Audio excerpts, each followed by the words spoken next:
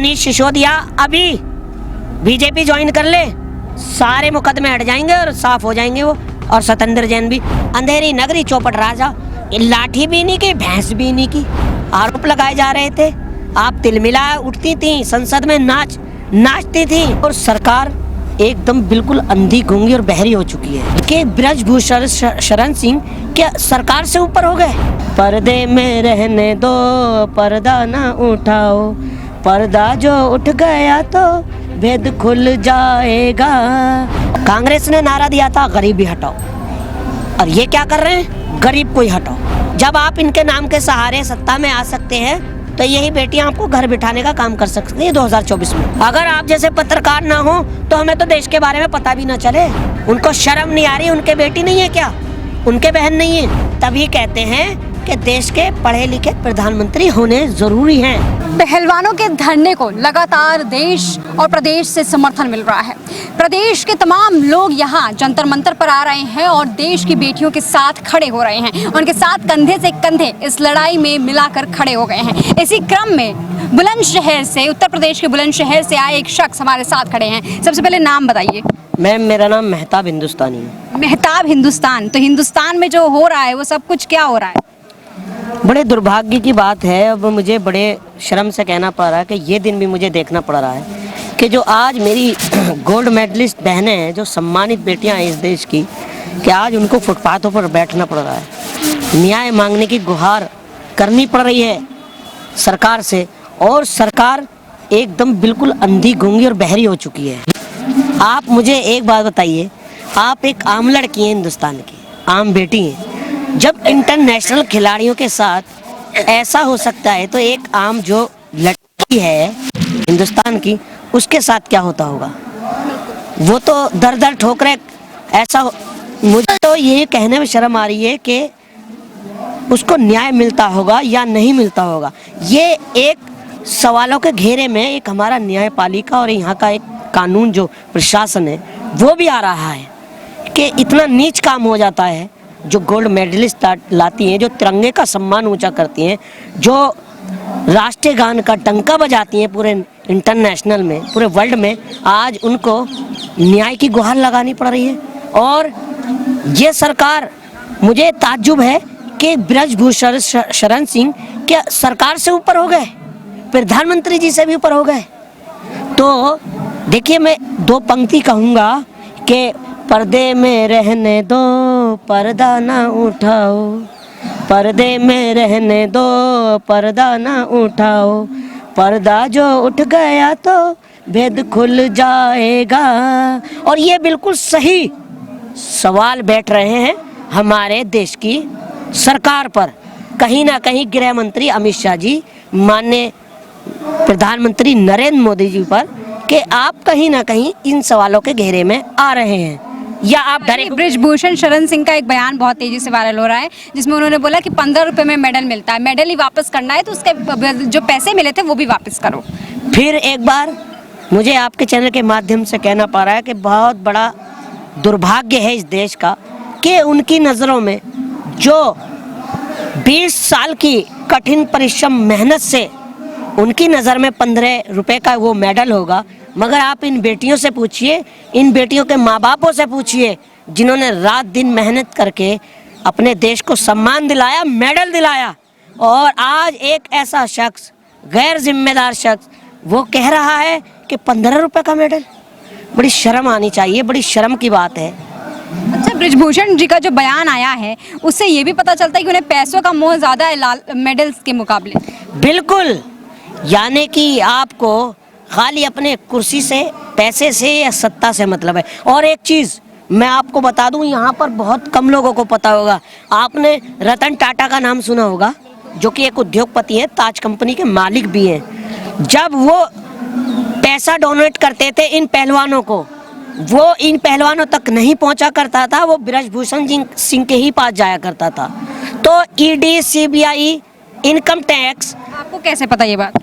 अरे मैम, मैं एक पढ़ा लिखा हिंदुस्तान का नौजवान हूँ, मैं इन चीज़ों को पता रखता हूँ। मेरे देश की जनता बहुत भोली है, क्योंकि हमारे देश में एजुकेशन की बहुत कमी है, और जब एजुकेशन की कमी होगी क्या मालूम होगा आप, और देखिए सुनिए, ये उसी पर हमला कर रहे हैं।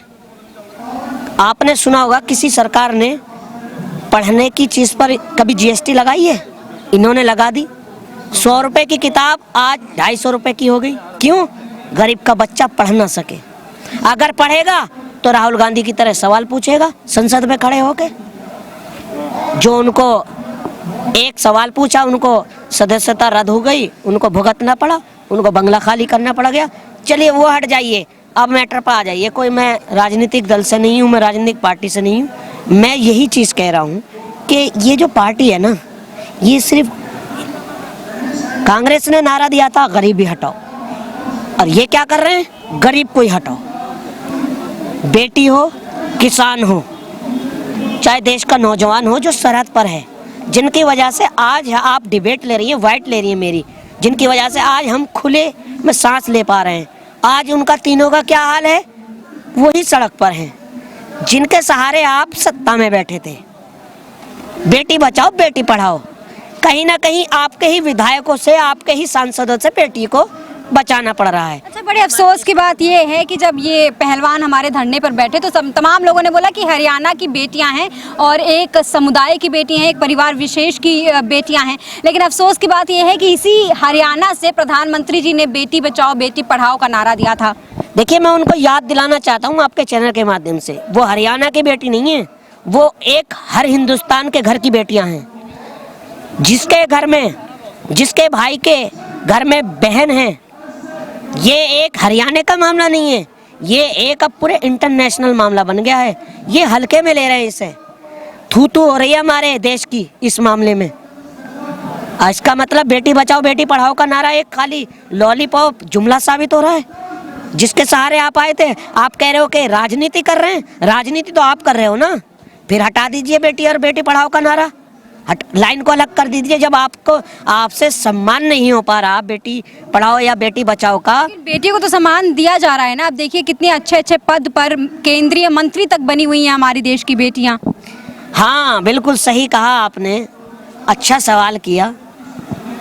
एक हमारी केंद्रीय मंत्री स्मृति ईरानी, जो कि विपक्ष में ही सिर्फ औरत थी, आज उनके अंदर की औरत मर चुकी है। देखिए, वो भी मेरी बहन है, मैं उनका सम्मान करता हूँ, मेरे देश की बेटी हैं। मगर आज आपके अंदर की औरत और अंदर की बेटी कहाँ मर गई? उस वक्त आपके अंदर बेटी थी, जिस वक्त आपकी बेटी पर लांछन लगाए जा रहे थे, आरोप लगाए जा रहे थे।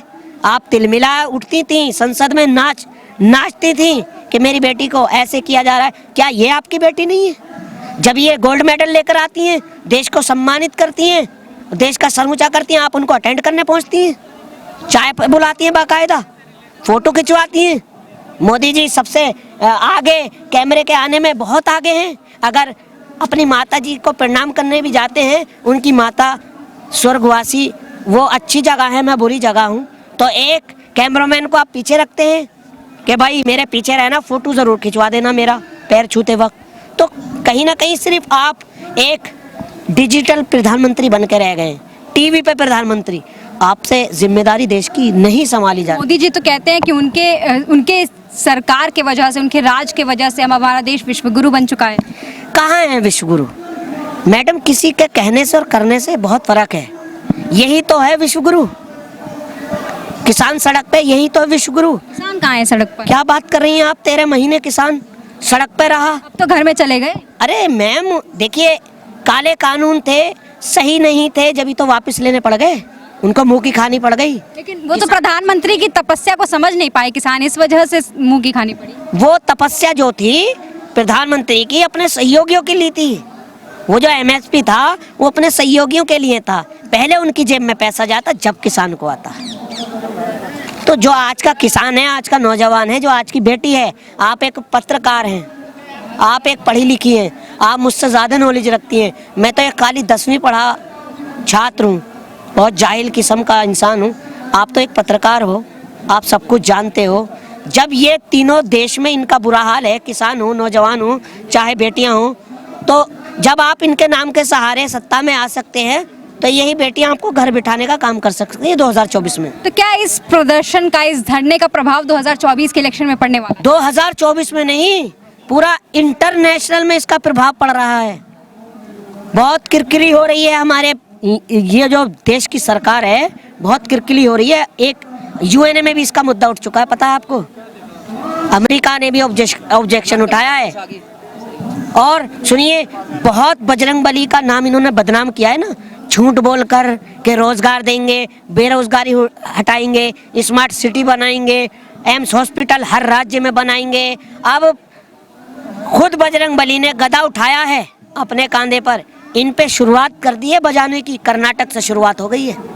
अब देख लीजिए 2024 में कैसा रिजल्ट जाता है इसका, इसी धरने का। लेकिन अभी तो मोदी लहर चल रही है।